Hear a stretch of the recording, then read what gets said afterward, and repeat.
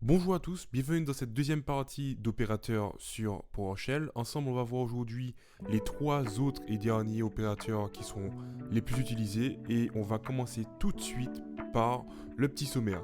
Donc, pour information et pour ceux qui nous rejoignent pour la première fois, sachez que il existe dans la description un lien sur mon site internet qui résume un peu tous les exemples que je vais vous partager dans cette vidéo. Donc c'est sur modernworkplace.fr/opérateur PowerShell, ok. Donc dans cette vidéo, ce que je vais essayer de faire, c'est de finaliser cet article. Vous avez déjà probablement vu la partie 1 sur laquelle je parle des trois premiers opérateurs, arithmétique et les autres. Et là, on va terminer par les trois autres articles qui sont les opérateurs de correspondance. Donc l'opérateur de correspondance, comme son nom l'indique, c'est pour faire correspondre une valeur à une autre, ok. Donc voilà, ça permet de vérifier des éléments. Voilà. On a les opérateurs d'affectation. Donc à ce niveau, on va plus... on a une valeur de base, on va essayer de rajouter une autre par-dessus. Ok. Et les opérateurs de redirection. Donc on a une valeur de base qu'on souhaite mettre à un autre endroit, tel que par exemple un fichier, une variable, peu importe. Bon, les variables on a déjà vu, mais c'est plus un fichier, on va dire. Donc pour les petits pro Linux, ça va vous plaire parce qu'en fait c'est exactement la même chose. Il n'y a pas tous les commandes que je vais vous montrer sur les opérateurs de redirection, mis à part les redirections et tout, parce que ça il n'y avait pas de solution pour ça, en tout cas j'en ai pas vu. Quoique non, en fait il y en a une, mais c'est sûr que c'est celle de base. On va voir ça ensemble, ne vous en faites pas. Et on va commencer tout de suite avec les opérateurs de correspondance. Les opérateurs de correspondance servent à quoi? C'est des opérateurs qui permettent de vérifier, comme je vous avais dit, une chaîne de caractères et face à une autre chaîne de caractères. Okay, on va prendre un exemple tout de suite pour que ça soit plus parlant pour vous. Donc si on prend le premier exemple sur mon site, qui est en fait le fait de voir si shell correspond au mot PowerShell. Donc, est-ce que shell contient la valeur PowerShell? Okay. Est-ce que shell contient la valeur... Non, c'est plutôt le contraire. Est-ce que PowerShell contient la valeur shell? Ok. Pardon. Voilà, donc oui. Donc c'est true, comme on voit, logiquement. Est-ce que shell contient la valeur PowerShell? Mais là, on met like, ok. Pour ceux qui ne savent pas, et ceux qui apprennent aussi, sachez que like, il n'est pas trop utilisé pour ça, ok. Mais moi, ce que je fais le plus souvent, ça c'est à titre personnel, c'est que j'utilise like beaucoup plus dans tout ce qui est liste, ok. Une liste, like va être beaucoup plus intéressant d'utiliser que match. Match, c'est plus pour les chaînes de caractères, ok. Voilà, pour la petite histoire. Donc là ça fonctionne pas, mais si vous voulez vraiment utiliser like et vous voulez que ça fonctionne, il faut faire en sorte que ça soit exactement la même valeur. Parce que si vous mettez shell, vous pouvez vous dire que c'est peut-être parce que c'est pas majuscule, ben non en fait. Et si vous voulez, comme je vous l'ai dit, faire en sorte que ça corresponde, il faudrait mettre shell exactement ici pour que ça renvoie toujours. Ok, voilà. Donc ça c'est pour un peu, ça c'est pour voir un peu quelques options sur les opérateurs de correspondance. Alors bien évidemment, il y a la possibilité de faire match avec C pour le sensitive case. Donc si on va dans le premier ici, ok, et on fait C pour case sensitive, ok. Donc là on voit false. Donc ça veut dire que là, il n'arrive pas à matcher parce que justement, il est sensible à la casse, sensitive case. Et pour qu'il soit insensible à la cache, on met I. Insensible à la casse, on met I. Comme ça. Et là, ça nous renvoie true. Donc, à titre informatif, le I sert un peu à rien. Pourquoi? Parce que le I équivaut à rien, en fait. Ok. Si vous mettez rien, par défaut, c'est comme s'il mettait I. Ok. Donc voilà, ça c'est à titre informatif. Je sais que l'ancienne vidéo, je ne l'avais pas expliqué concrètement ou clairement. Donc là, j'essaie de profiter pour essayer de vous expliquer ça. Donc sachez que le I et le C revient tout le temps, hein. Que ça soit like, que ça soit match, que ça soit d'autres verbes, ok, de comparaison, d'opération, voilà, le I et le C ça peut passer, ok. C'est quand même intéressant de savoir ça, et puis même si vous avez un script de main, vous pouvez, vous serez pas perdu en voyant un i, c'est quoi ça, i moi j'étais comme ça, ok. Donc voilà, on a ce cas-là, on a aussi le cas où on a le replace, ok. Donc est-ce que on peut remplacer le mot book, donc le B du book, par un C qui va devenir cook, donc book pour livre et cook pour conduire, cook pour cuisiner, ok. Là on a mis un i pour qu'il soit insensible à la casse, ok. Donc on l'a bien fait. Si on retire le i, eh bien ça le fait quand même, ok. Parce que je vous avais dit tout à l'heure que le i, c'est pas qu'il sert à rien, mais il sert à rien parce que ça équivaut à faire la même chose, ok. Et on a également le insensible à la casse, donc le si. Et là, ça fait pas. Donc on a bien vu le book et resté book, ok. Donc voilà, ça c'est un élément qui pourrait vous aider et vous permettre d'aller plus loin. On a là aussi la possibilité, parce que là je l'ai sauté un peu, de faire des regex. Les regex c'est quoi? C'est en fait la possibilité de récupérer une valeur qui serait potentiellement matchable, on va dire, parce qu'on est sur le verbe de match, à la valeur recherchée, ok. Donc là on a écrit PowerShell. Est-ce que ça match notre valeur qu'on recherche? Donc on cherche quoi? On cherche une valeur qui commence le chapeau ici, ça permet de dire que toutes les valeurs qui commencent par PowerShell, puis qui ont des valeurs, ok, donc des chaînes de caractères, beaucoup de chaînes de caractères, le plus, pour plusieurs chaînes de caractères, ok. Donc voilà, c'est aussi simple que ça, c'est pas plus compliqué que ça. Il y a des livres sur les regex, sachez que c'est quand même quelque chose qui est très très grand, très très vaste. On aura le temps de revenir là-dessus, mais juste à titre informatif, là, chapeau, c'est parce que c'est tout, c'est dès que ça commence. /W, c'est pour les chaînes de caractères, et plus, tu vois, plusieurs, ok. Et le dollar, c'est pour tous les chaînes de caractères qui finissent par, ok. Voilà, c'est aussi simple que ça. Donc là, c'est true, parce qu'on a bien d'autres valeurs qui commencent par power. Si on avait mis pas un P, mais V pour VowerShell, ok, sur mis false, parce que bien sûr ça correspond pas, ok, ça commence pas par power, ça commence par Vower, ok. Donc si on aurait mis par exemple power espace, ça aurait mis false aussi, ok, parce que il veut d'autres caractères, ok, ici, voilà. Donc à faire très attention, hein, c'est très très puissant les regex, ok. Les regex c'est les expressions régulières, okay. Voilà, en français c'est ça. Et on a aussi la possibilité de faire aussi comme ça, ok. Donc là, on va essayer de faire en sorte que bag, bon, on va commencer par match, bag match B-I-J, B-O-J ou B-U-J, ok. Donc c'est soit bag est égal à big, soit bag est égal à bog, soit bag est égal à bug, ok. Donc comme bag est égal à aucun de ces trois valeurs, et eh bien ça va nous renvoyer false, ok. Par contre, si dans ces valeurs là, parce que en fait il fait toute une liste de possibilités parmi ça, au lieu d'écrire big, bag, bog, ok, bug, et eh bien on met entre crochets toutes les valeurs qu'on souhaite. Si on rajoute A, là il nous renvoie true, parce que on a la possibilité de faire B, A, G, ok. Voilà, ok. Donc c'est très puissant. On aura le temps de faire, je pense, une vidéo là-dessus.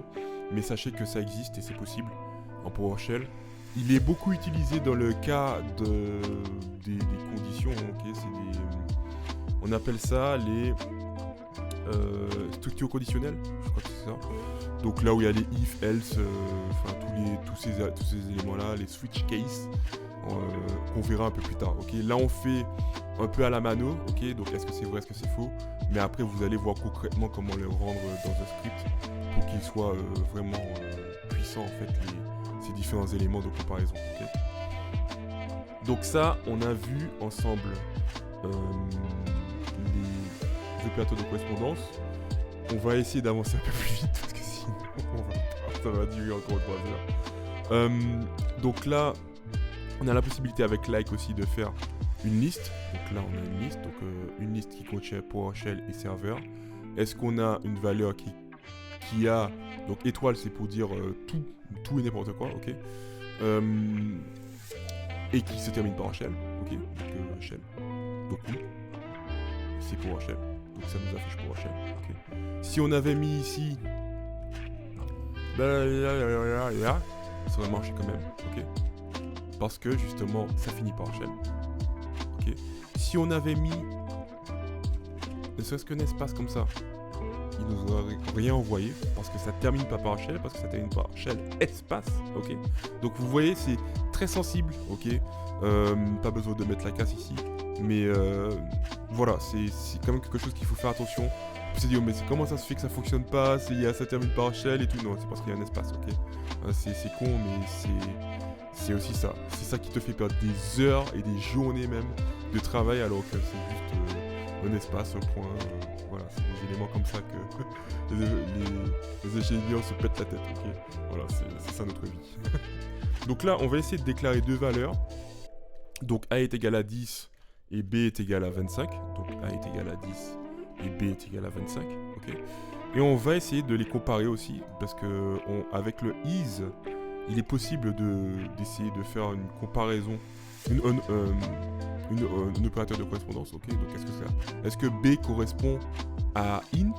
Pour ceux qui savent et ceux qui ont vu la vidéo avant, int c'est integer pour est-ce que ça correspond à un nombre? Integer pour un nombre, ok. Donc là c'est false, parce que pourquoi c'est false? Parce que c'est pas is mais c'est is not. Donc est-ce que B ne correspond pas à un nombre, ok. Donc c'est aussi simple que ça, voilà pourquoi ça met non, ça met false, et si je mets is, voilà, ça fonctionne, ok. Donc c'est aussi simple que ça. On peut aussi justement aller plus loin et mettre deux variables, ok. La même manière dont ici on pouvait mettre une variable est égale à, je sais pas, si on mettait P est égal à PowerShell et R pour regex est égal à et chapeau PowerShell / W+, et bien on pouvait mettre $P -match $R, ok. Ça c'est possible aussi, ok. On n'est pas obligé de mettre la valeur pure en dur là-dessus. Là je l'ai mis à titre d'exemple, mais là on voit très bien que A est égal à 10 et B est égal à 25, ok. Et j'ai pas mis 10 ni 25, mais ça équivaut à exactement à la même chose qu'ici, ok. Il n'y a pas de... C'est juste que c'est dans une variable, ok, c'est tout. C'est aussi simple que ça. Donc là, on va faire le getType. Pour ceux qui savent, le getType, ça permet de savoir si c'est quel type c'est, ok. Donc est-ce que A est égal au type int, ok, parce que B c'est un int, parce que c'est un nombre, ok. Donc oui. Donc voilà. Et du coup, ça fonctionne aussi, ok. C'est aussi simple que ça. Ça, c'est les opérateurs de correspondance. J'espère que ça vous a plu. Et on continue tout de suite avec le petit 2 pour les opérateurs d'affectation. Alors pour les opérateurs d'affectation, c'est quand même quelque chose qui est beaucoup plus simple, ok. C'est quelque chose qui est souvent utilisé dès lors qu'on manipule des nombres, qu'on veut surtout ajouter une nouvelle valeur à un nombre, ok. Donc on assigne des valeurs à des variables, ok. Donc on va prendre un exemple tout de suite avec A, ok, parce qu'on a déjà A, qui est égal à 10, ok.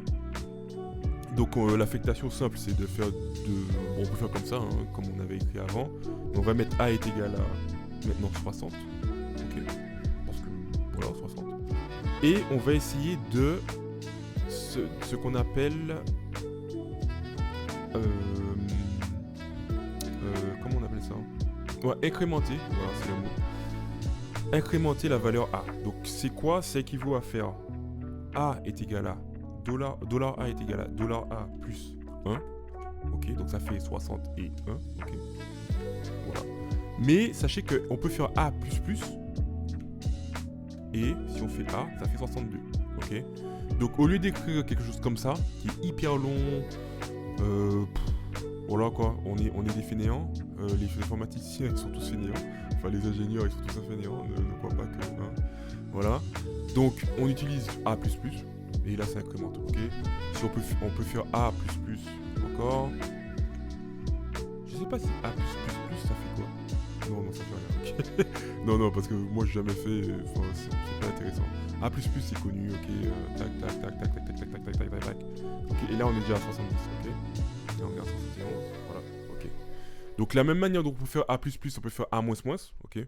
Voilà, c'est la même chose, hein. Hop. Et là on est à 65, ok. On peut faire... Si on veut pas ajouter juste 1, on veut ajouter plusieurs fois une même valeur. Donc à ce moment, on a toujours la possibilité de faire $A égale...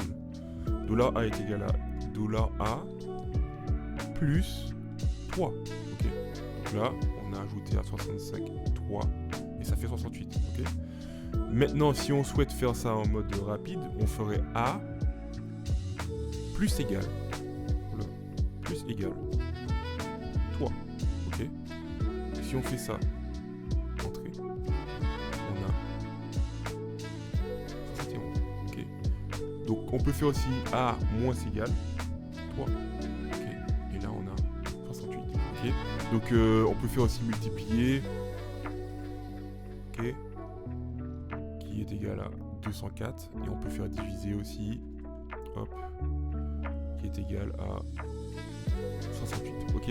Donc ça c'est des opérateurs qui évitent de faire A égale A plus A égale A moins A égale A divisé, tu vois. Enfin voilà, c'est hyper long, hyper chiant, personne ne le fait, ok. Soyons soyons focus et puis travaillons de façon productive. Donc pour ça, il n'y a rien de mieux que de juste faire ça, quoi. Enfin, ces opérateurs qui sauvent la vie, en fait, qui permettent de faire tout vite. On a aussi la possibilité d'ajouter à une variable d'autres valeurs. Okay. Donc imaginons que, si on reprend mon exemple, et qu'on avait fait comme on avait dit, P est égal à PowerShell. Ok. Et qu'on fait P++, on aura une erreur. Pourquoi? Parce que P n'est pas un nombre, ok. Je ne peux pas incrémenter P, parce que P c'est une valeur, ok. P est égal à PowerShell, si on fait P++, on a une erreur, ok. Parce qu'ils me disent que c'est un string pour une chaîne de caractères, ok. Et qu'il faut que ça soit un nombre si tu veux faire ça, ok. Donc ça fonctionne uniquement avec les nombres, à retenir. Par contre, on peut rajouter une valeur à P, ok. P plus égal PowerShell the best. Ok, on va faire un petit espace quand même. Hop. Et là ça a marché, ok. Mais si on faisait plus égal un nombre, ça aurait pas marché, plus 6. Oula, ça c'est pas bon. Ok, ça a rajouté 6, ok, bon, c'est pas très grave. Mais ça l'a pas ajouté, genre, ça a pas fait PowerShell plus PowerShell, quoi. Non, ça a juste rajouté 6, ok. Et du coup, voilà, c'est ce que je voulais montrer sur les opérateurs de redirection, d'affectation. Du coup, pour finir cette vidéo, en beauté, ensemble, on va voir ensemble, oui, toujours ensemble, les opérateurs de redirection, ok. Donc les opérateurs de redirection, c'est le fait de rediriger la commande de sortie vers, comme j'avais dit au début, un fichier, ok. Parce que le plus souvent, c'est dans un fichier. Imaginons que on a écrit toutes nos variables là, mais on veut que tout soit répertorié dans un fichier, ok. Parce qu'on a besoin de ça pour continuer bientôt et reprendre notre système tout à l'heure. Donc on a $A, qu'on veut essayer de mettre dans un fichier. Pour ça, on fait $A, chevron vers la droite, ok, qui va vers un fichier. Donc le fichier, ça peut être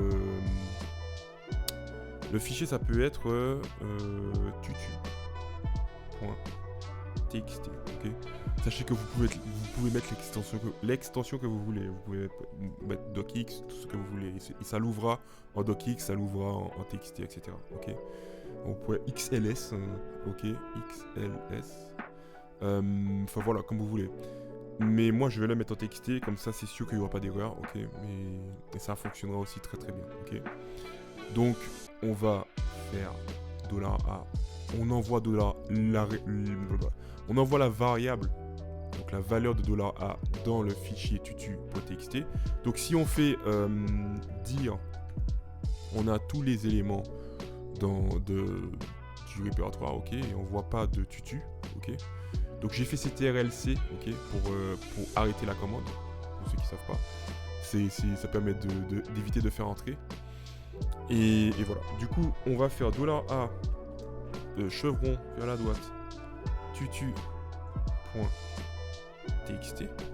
On fait entrer.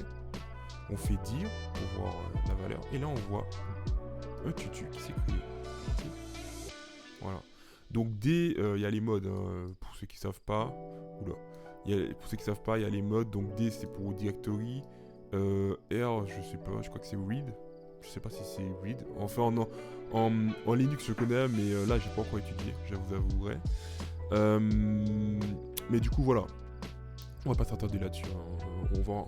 Je referai une vidéo éventuellement sur les éléments. Mais bon, D pour directory, ça c'est sûr, c'est une évidence. Parce que tout ça là, c'est vraiment des dossiers. Ok. Donc, vous pouvez dire dossier aussi, hein, parce que directory c'est en anglais. Et là, on a aussi la taille du fichier. Ok. Ça c'est intéressant. Parce que si on continue notre délire et on essaie de rajouter B, ajouter B à la valeur tutu, ok. Pour ça, ce qu'on va faire, sans écraser la valeur A, ok. Donc, en fait, on va déjà essayer de Notepad, ok. Et on va ouvrir tutu, ok. Donc c'est la ouverture de notre onglet chez moi, mais on voit que ici, on a tutu qui est égal à 68, ok. Ça a ouvert tutu dans une autre fenêtre chez moi, enfin dans un autre écran chez moi, et c'était 68, ok, tout simplement. Donc on va le refermer. Hop. Donc là c'est fermé, et on va rajouter une autre valeur à tutu, ok. Donc là on a bien vu que tutu est égal à 10, hein. Il a comme taille 10. On va rajouter B à tutu sans supprimer A.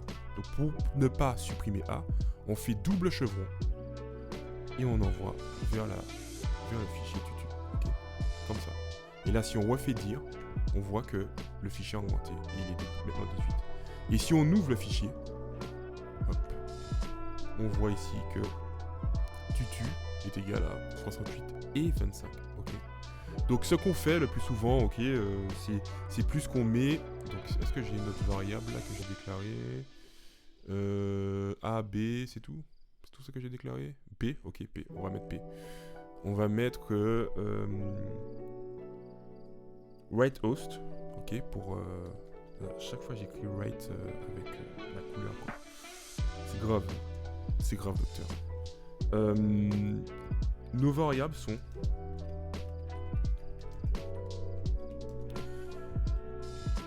ok,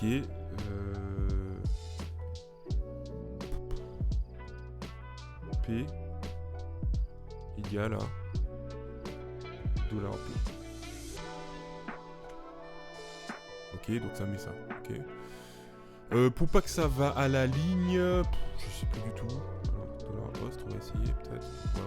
Ouais, voilà. Okay. Voilà. Quand on sait pas, on essaye. Ok, voilà. C'est aussi quelque chose qui est bien sur PowerShell, c'est que vous pouvez essayer. Il n'y a pas de honte de ne pas savoir. Ok. Il y a tellement de possibilités sur PowerShell que, enfin, tout savoir, ce serait mentir, quoi. Donc voilà, ça fonctionne. Pas besoin de mettre un plus. Ok, on n'est pas sur Python. Ok. Parce que ça rajoute un plus vraiment. Ok. Ou Bash, je sais plus quel langage qui fait ça. On peut le mettre directement à l'extérieur, mais on peut le mettre aussi à l'intérieur, ok, ça fonctionne très très bien, et c'est le mieux, c'est de le mettre à l'intérieur, ok. Et une fois qu'on a ces éléments, donc ça a affiché write host pour écrire la valeur, ça, ok, on va le redirectionner dans tutu. Donc tutu égale à 18, hein, en taille 18, et on met à la suite de tutu. Donc on fait chevron, tutu, ok, et là ça envoie le résultat de write host, ok. Et si on ouvre tutu, hop,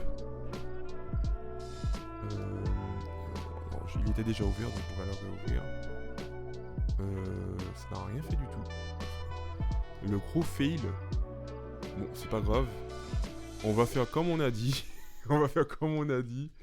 Tu vois, à vouloir tester trop de choses, on s'éloigne de l'objectif. Là, c'est sûr que ça a fonctionné. Tac. Hop. Et là, on ouvre tutu. Ok, et là ça fonctionne. Ok, voilà. Donc le write host ne renvoie pas vers un fichier. Ok, très intéressant. Très très intéressant. Oh, ça me donne envie d'essayer des choses. C'est le write host n'envoie pas vers un fichier. Donc si on fait ça, hop, et on met ça dans une variable, f par exemple, est égal à write host, tac tac tac, et qu'on fait f, donc tutu c'est égal à ça, hein. Ok, tutu c'est égal à ça, ok, on ferme tutu, on regarde la taille avant, donc on est à 114, on envoie f qui est égal à write host sur tutu, donc à la suite de tutu, bim, donc là ça a bien fonctionné, et si on regarde la taille, on voit que c'est toujours 114, donc c'est dire que ça n'a rien fait, ok, donc on peut pas envoyer une valeur où il y a une une fonction, ok, ça c'est intéressant, pas mal. Très intéressant, très intéressant. Donc oui, ça c'est ouais, c'était personnel, petite recherche pour moi. Et hop, un skill en plus, ok. Là, ce qui est intéressant, c'est que on a vu comment rajouter à la suite, comment rajouter pour une première fois. On va voir comment écraser. Donc si on a par exemple la valeur f, non, h est égal à nettoyage. Ok. Donc j'écris nettoyage comme je pouvais écrire Toto, hein, peu importe. Et que j'envoie h toujours vers tutu. Donc on est bien d'accord que tutu est égal à 114. Pèse 114. Et qu'on fait h. On envoie h vers. Ah mince, pardon. Vers tutu. Donc là, pour écraser le fichier, ce que j'ai fait, c'est que je vais le remettre comme j'avais mis au début, donc un seul chevron, ok, et ça va supprimer tout ce qu'il y a dedans pour mettre uniquement la valeur h, ok. Je fais entrer, hop, j'ouvre pour savoir, et là on voit que c'est redescendu à 26, ok. Et maintenant, si j'ouvre le fichier, hop, on voit que on a juste le texte nettoyage, ok. Oui, en plus le nettoyage, j'ai oublié le c'est bien ça. Ouais, j'ai oublié le Très bien. Donc voilà, c'était juste pour vous montrer aussi cette petite partie. J'espère que ça vous a plu. Oui, il y a aussi le côté erreur. Donc ça, imaginons que on prend un process, ok. Ici, on a la fonction getProcess qui permet de répertorier tous nos process. Là, on tape le nom de process qui n'existe pas, donc no existence process. Et le 2 permet de récolter uniquement les erreurs, ok. Donc imaginons que vous avez une sortie, un output. Donc vous faites une commande, vous avez un output, ok. Commande output, commande output, ok. Commande output, ok. C'est toujours ça. Et quand on affecte une valeur, il n'y a pas de output, voilà, ok. Commande au début, voilà. Commande output, ok. Commande output, tu vois, ça peut être true, false, ça peut être ce que vous voulez, mais il y a un output, ok. C'est ça qu'on appelle le output, ok, le output. Et en fait, ce output, si c'est une erreur comme ça, eh bien ça nous renvoie dans le fichier error.txt. Donc là, on voit bien qu'il y a 0 erreur, ok, 0 fichier error.txt. Si on fait entrer, hop, et on fait dire, hop, là on va voir error 998. Okay. Donc là, on essaie d'ouvrir le fichier. Error. Hop. Et là, on voit l'erreur getProcess. C'est possible de trouver le process nommé noExistence.process. Voilà, donc c'est aussi simple que ça. On peut prendre aussi les erreurs et envoyer ça à notre boss pour qu'il dise ah oui, c'est vrai que bon, il n'y a pas d'espace sur l'espace disque. Ouais, bon, c'est vrai que les process prend beaucoup de mémoire, bon, on va rajouter une nouvelle baie, enfin voilà, je sais rien, j'improvise. Mais voilà, vous voyez un peu l'idée, ça peut être intéressant, pap, on met dans un petit fichier TXT, on envoie ça, bam, le mail il est fait, etc. Donc voilà, on a vu ensemble un peu tout, les éléments, et pour finir sur les opérateurs de PowerShell. J'ai toujours passé un bon moment avec vous, j'espère que ça vous a plu. N'hésitez pas, il y a comme j'avais dit, le fichier où j'ai pris tous les exemples en description, c'est un article que j'ai fait. Donc là, si vous souhaitez, amusez-vous bien avec PowerShell et puis on se retrouve pour une toute nouvelle vidéo, toujours sur PowerShell. Allez, bisous, ciao ciao. Il y a une dernière chose qu'il faut que tu saches avant que tu partes. Il faut que tu t'abonnes à cette chaîne. Pourquoi ? Parce que tu auras des vidéos similaires sur la thématique de l'informatique et surtout, tu vas apprendre